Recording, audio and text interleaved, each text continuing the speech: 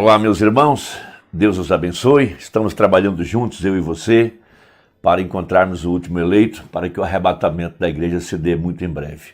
É uma hora que estamos em grande expectativa por ela, a redenção dos nossos corpos e, por conseguinte, nosso encontro com o Senhor nos ares e logo em seguida a ceia das bodas do Cordeiro com os crentes de todas as eras, com os irmãos do Velho Testamento, do Novo Testamento, com aquela promessa maravilhosa de que de cada nação, de cada tribo, haverá um eleito lá, naquele grande dia, naquela grande ceia das bodas do Cordeiro. Nós estamos trabalhando por esse tremendo plano de redenção. A redenção que foi feita por nosso parente, Jesus Cristo. Veja, o mesmo ontem, hoje e eternamente.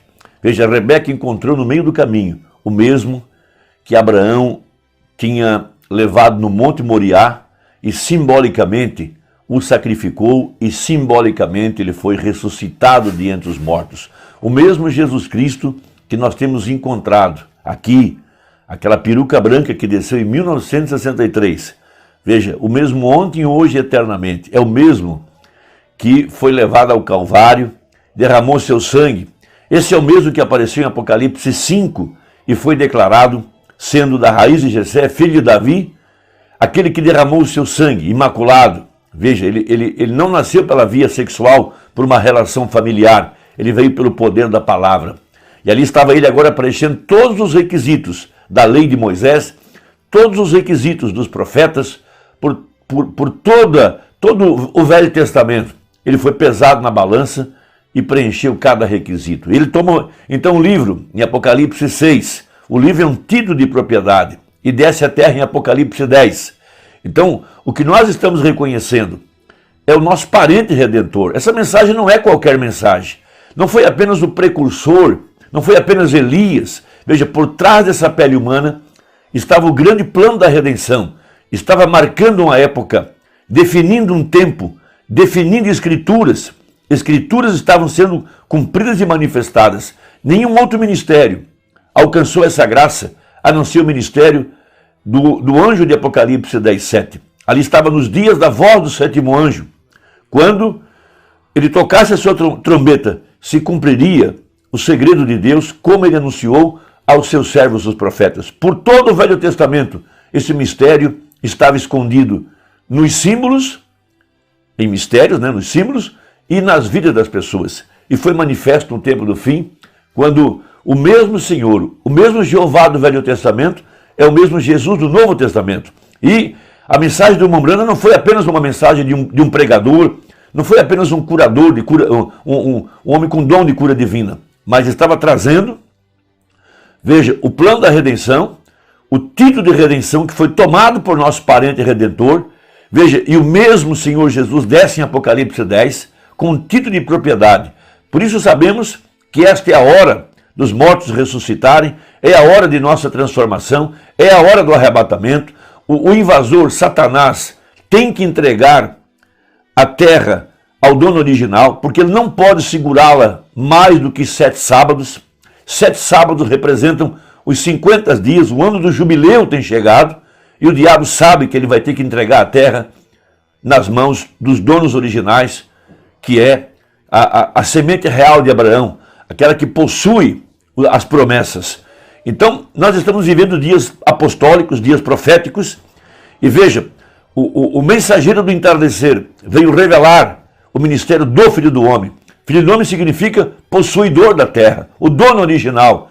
Ele a conquistou no Calvário, ele recuperou o título de propriedade, ele desce a terra com esse título para entregar aos herdeiros a semente real de Abraão. Então, reconhecer o parente redentor implica na redenção, implica em receber o Espírito Santo, veja, o penhor, e implica também em receber a plenitude desse penhor para trazer a ressurreição dos mortos. Então temos um tipo disso no livro de Ruth, que representa completamente o plano da redenção. Veja, quando ela reconhece o parente redentor, Boaz disse, essa sua última beneficência foi maior do que a primeira.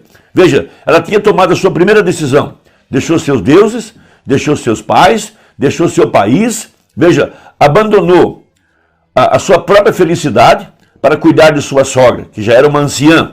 Ela renunciou ao seu casamento. Era uma moça bonita, uma moça jovem, mas ela renunciou à sua própria vida. Veja, e ela escolheu abrigar-se debaixo do Deus de Noemi, o Deus de Israel. Foi grande isso, a sua decisão determinou o seu futuro. Logo em seguida, Ruth servindo, capítulo 2. Agora ela se dedicando a buscar o alimento, buscar o trigo maduro, a cevada, no tempo da colheita, no tempo das primícias. Veja, indo após os segadores, ela atrai a atenção do dono da seara, Boaz, o homem opulento, o homem rico. Ela não sabia que ele era um parente redentor. Mas no capítulo 3, instruída pelo Velho Testamento, instruída por Noemi, ela reconhece o parente redentor e disse a Boaz: minha filha, essa atitude, veja, essa revelação que você teve é maior do que a primeira. A sua última beneficência é maior do que a primeira. Então, reconhecer o parente redentor implica na redenção, implica na confirmação, na convicção, na certeza de ter o nome no livro da vida do Cordeiro. Porque você não está seguindo uma mensagem qualquer de Billy Graham, de Oral Roberts ou de qualquer outro pregador. Você foi exatamente onde está o Redentor, o Remidor, aquele que tem o título de redenção. Porque você não pode ser redimido a não ser pelo dono original, que é Jesus Cristo. Então, Boaz dá o seguinte elogio para ela, no capítulo 3, verso 8. E sucedeu que, pela meia-noite, o homem estremeceu e se voltou, e eis que uma mulher jazia a seus pés. Um tipo perfeito de Mateus 25, quando à meia-noite ouvimos uma voz, uma mensagem dizendo: eis aí vem o parente redentor, eis aí vem o esposo. Porque a história entre Cristo e a igreja é uma história de casamento, é uma história de um parente redentor, redimindo a igreja verdadeira. E disse ele: quem és tu? Ela disse: sou Ruth, tua serva. Estende, pois, tua aba sobre tua serva, porque tu és o remidor. A aba, no manto, representa o Espírito Santo, representa a garantia de que ele realmente iria redimi-la. Veja, quando você recebe o batismo com o Espírito Santo, veja, Deus está dizendo a você: eu tenho te redimido. Essa é a garantia, esse é o sinal.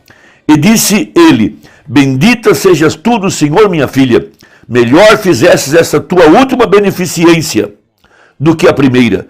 Pois após nenhuns mancebos fostes, quer pobres, quer ricos. Agora, pois, minha filha, não temas, tudo quanto disseste te farei, pois toda a cidade do meu povo sabe que és mulher virtuosa. Veja, Boaz, à procura de caráter, não de beleza.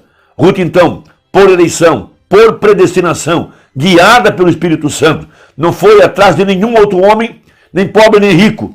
Ela foi diretamente no seu remidor. Quando ela reconhece isso, veja, ela está demonstrando sua revelação, demonstrando sua convicção, demonstrando sua fé. Isso dá a ela direito de ser redimida.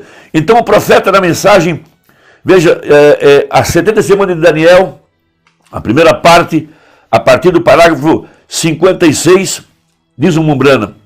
Agora, encontramos que ele foi nosso parente redentor. E ele tomou o livro da mão do proprietário original. É um título de propriedade para a redenção. Encontramos isso. Recorde o estudo. É um título de propriedade de redenção. E uma propriedade abstrata com ele, que Deus requer vida pela morte.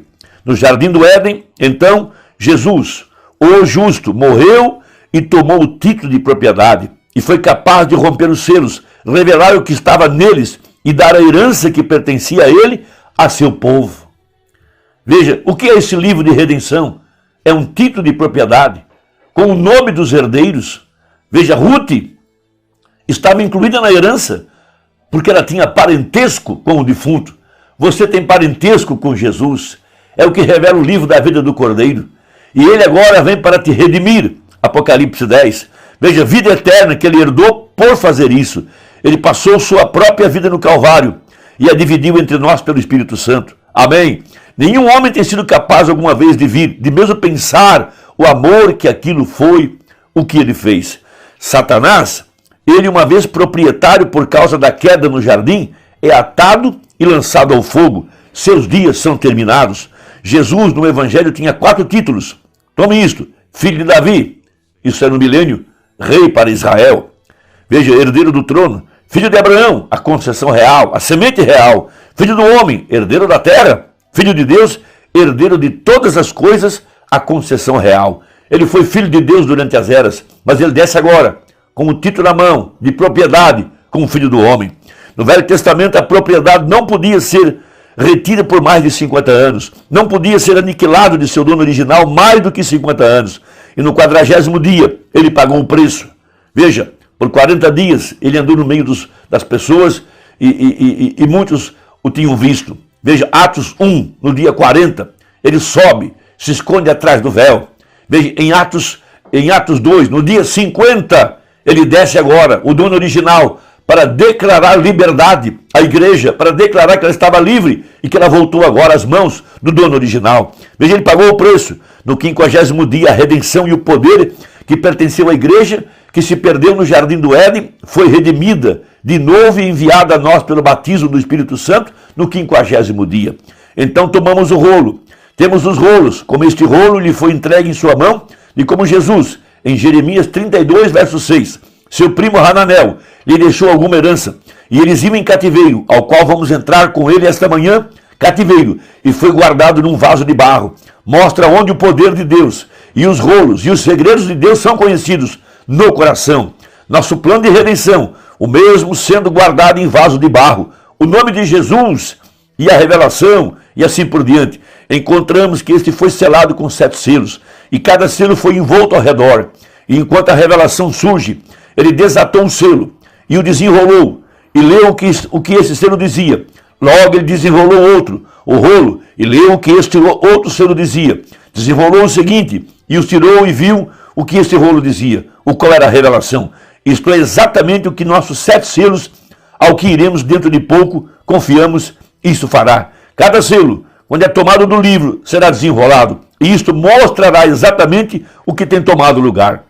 Encontramos que há 7 e 5 no plano de redenção. 5 é o número, e há 5, 7. 7 selos, 7 espíritos, 7 anjos, 7 trombetas, 7 eras da igreja, 5 é graça e 7 é perfeição. Assim sendo, corre perfeitamente exato. Vem, como cada selo rompido na palavra de Deus revela ao homem da era em que era estamos vivendo. O espírito da era, a igreja da era. Apocalipse 10. Ao final encontramos que quando o último selo foi rompido, encontramos o anjo parado com o pé na terra e um no mar, com suas mãos levantadas ao céu, e um arco-íris sobre sua cabeça, jurando por aquele que vive para sempre e sempre. Aquele tempo tem terminado no último selo, e esperem até que chegamos a esses selos e vejamos onde está este selo.